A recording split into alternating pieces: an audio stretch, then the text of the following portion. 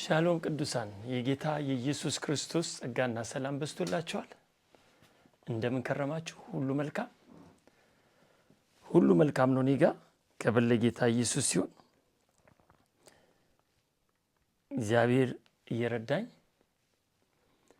በእናንተ ፊት ደግሞ ይህንን እድል ሰጥቶኛል። ክብር ለኢየሱስ ሲሆን በተከታታይ እያየን የመጣነው የእግዚአብሔር ቃል ሐሳብ ምንድነው? የከበረውን ተስፋ ማወቅ የሚል ነው። ዛሬም ካለፈው የቀጠለውን ሐሳብ አብረን እንመለከታለን። ክብር ለጌታ ኢየሱስ ሲሆን ስለ ተስፋ ወገኖቼ ሰዎች ሁላችንም የተለያዩ ተስፋዎችን ክሬት እንመለከታለን። በአኗኗራችን ነገን መለወጥ በምንፈልገው እነዚህ ሁሉ የተስፋ ባህሪያቶች ናቸው። ይህ የከበረ ተስፋ ግን መለኮታዊ የሆነውን እግዚአብሔርን በመታመን ከእግዚአብሔር የሆነውን የምንቀበልበት መንገድ ነው። ስለዚህ ሐሳብ እስቲ በሮሜ መጽሐፍ ምዕራፍ 8 ላይ ሄደን አብረን እንመልከት ከ18 እስከ 25 ለእኛም ይገለጥ ዘንድ ካለው ክብር ጋር ቢመዛዘን የአሁኑ ዘመን ስቃይ ምንም እንዳይደለ አስባለሁ። ሐዋርያው ነው እንዲህ የሚለው፣ የፍጥረት ናፍቆት የእግዚአብሔርን ልጆች መገለጥ ይጠባበቃልና ፍጥረት ለከንቱነት ተገዝቷልና በተስፋ ስላስገዛው ነው እንጂ በፈቃዱ አይደለም። አሁን ተመልከቱ፣ እዚህ ጋራ ሁለት አይነት ነገር ፍጥረትን በሁለት ከፍሎ ያሳየናል። አንደኛው ለከንቱነት ይለዋል። ሰው ከክርስቶስ ኢየሱስ ውጪ የሚኖረው ህይወት የከንቱነት ኃይል ይገዛዋል እያለ ነው። በክርስቶስ ኢየሱስ ላሉት ደግሞ ተመልከቱ፣ በዚህ ተስፋ ከመያዛቸው ቀንበር ከተያዙበት እስራት ነፃ ወጥተው ከዚህ ካለው ግራቪቲ ካለው ቀንበር ነፃ በመውጣት በዚህ ተስፋ ውስጥ እንዲኖሩ ያደርጋቸዋል። ስለዚህ ምን ይላል ተመልከቱ፣ ተስፋውም ፍጥረት ራሱ ደግሞ ከጥፋት ባርነት ነፃነት ወጥቶ ለእግዚአብሔር ልጆች ወደሚሆን ክብር ነፃነት እንዲደርስ ነው። አሁን ተመልከቱ፣ ሰው በክርስቶስ ኢየሱስ ሲያምን ይህንን ነፃነት ነው የሚያገኘው። የተስፋውን ነፃነት እግዚአብሔር የተናገረው የበረከት ነፃነት፣ እጅግ መንፈሳዊ ነፃነት ከፊዚካል ነፃነት የሚለይ ነው። ሰው በፊዚካል በዚህ በሚታዩ ዓለማት ውስጥ ያለውን ባርነት ነፃነት በማየት ይላል። ከዚህ የበለጠ ነው መንፈሳዊ ነፃነት ወገኖቼ። መንፈሳዊ ነፃነት ሚንስ ከእግዚአብሔር ጋር አብረን ፌሎሺፕ የምናደርግበት፣ ህብረት የምናደርግበት፣ እጅግ ሰላምና ረፍት የሚሰማን ከየትኛውም የኃጢአት ባህሪያት ነፃ የምንሆንበት መንገድ ነው ይህ ተስፋ። ከዛስ ምን አለ? በተስፋ ድነናልና ተመልከቱ፣ እርሱም ይላል እርሱም ብቻ አይደለም፣ ነገር ግን የመንፈስ በኩራት ያለን ራሳችን ደግሞ የሰውነታችን ቤዛ የሆነውን ልጅነት እየተጠባበቅን ራሳችን በውስጣችን እንቃትታለን። በተስፋ ድነናልና፣ ነገር ግን ተስፋ የሚደረግበት ነገር ቢታይ ተስፋ አይደለም፣ የሚሆንማ ማን ተስፋ ያደርጋል ይላል። ስለዚህ ወገኖቼ በተስፋ ድነናል። የዳንበት ተስፋ ነው ወገኖቼ ዕለት ዕለት ጉልበት እየሆነ ኃይል እየሆነ እንድንኖር እንድንመላለስ የሚያደርገን። እስቲ ቆላስያስ 1:25 ላይ ውስጄ ላሳያችሁ። በቆላስያስ 1:25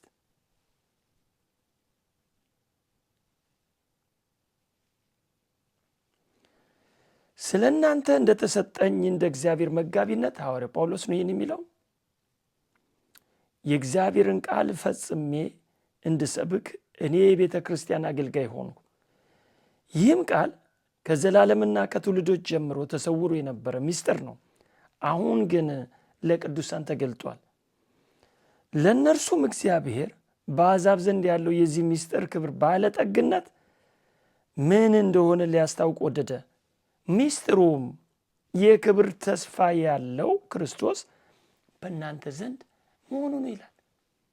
በክርስቶስ ኢየሱስ ሰው ሲያምን ይህ ተስፋ ነው አብሮት የሚገኘው።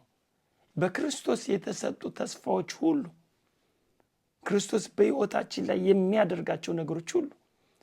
ስለዚህ ይህን የከበረ ተስፋ ሚስጥር ሆኖ ብዙዎች ያላገኙት፣ አባቶች ያላገኙት፣ ከዘመን በፊት የተሰወረ የነበረ ያልታየ የነበረ ተመልከቱ። ስለዚህ ተስፋ ወገኖች እኔና እናንተ በክርስቶስ ኢየሱስ ባለው ተስፋ በመንፈስ ቅዱስ ማህተም ታትመን በዚህ ተስፋ ሕይወት ውስጥ ነው እየኖርን ያለ ነው። ክብር ለጌታ ኢየሱስ ሲሆን ሃሌሉያ።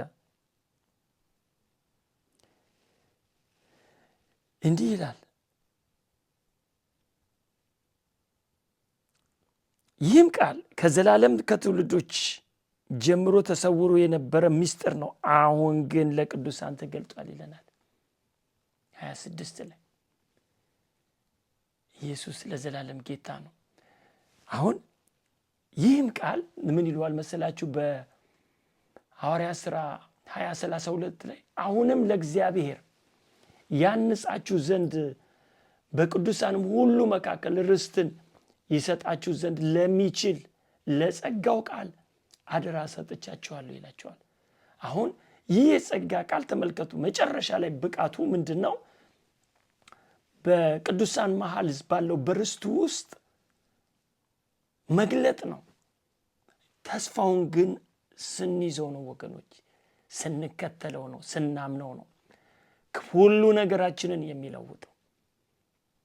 ሐዋርያው በራሱ ሕይወት ውስጥ ፊልጶስያስ ላይ እንዲህ ይላል፣ አያይዤ እንድንመለከተው ፈልጌ ነው። ፊልጶስያስ ምዕራፍ 3 ከ12 እስከ 16 ላይ እንዲህ ይላል፣ አሁን አለ ሐዋርያው እንዲህ አለ፣ እንዳገኘው ወይም አሁን ፍጹም እንደሆንኩ አይደለም፣ ነገር ግን ስለ እርሱ በክርስቶስ ኢየሱስ የተያዝኩበትን ያን ደግሞ ይይዛለሁ ብዬ እፈጥናለሁ። ወንድሞች ሆይ እኔ ገና እንዳልያዝኩት እቆጥራለሁ፣ ነገር ግን አንድ ነገር አደርጋለሁ፣ በኋላ ያለውን እየረሳው በፊት ያለውን ለመያዝ እዘረጋለሁ። በክርስቶስ ኢየሱስ ከፍ ከፍ ያለውን የእግዚአብሔርን መጥራት ዋጋ እንዳገኝ ምልክትን እፈጥናለሁ። እንግዲህ ፍጹማን የሆን ሁላችን ይህን እናስብ። በአንዳች ነገር ልዩ ሐሳብ ቢኖራችሁ እግዚአብሔርን ደግሞ ይገልጥላችኋል ይላል። ሁለት ነገሮች በጣም አትኩሮ ያሳያል።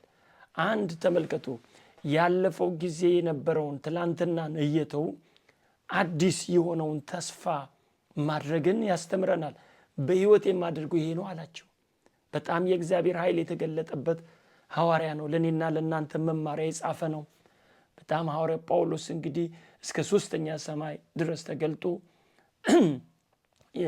ሰማያትን የተመለከተ የእግዚአብሔርን የታምራት ሥራ በእጁ የሆነ ታላቅ ሐዋርያ ነው።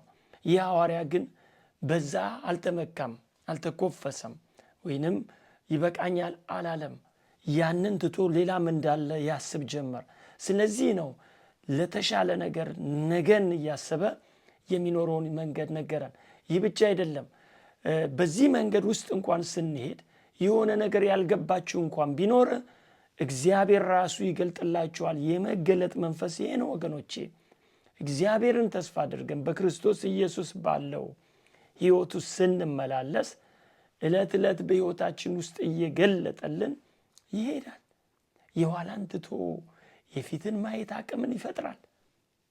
በእኛ ውስጥ ነው የሚኖረው ወገኖቼ ክርስቶስ።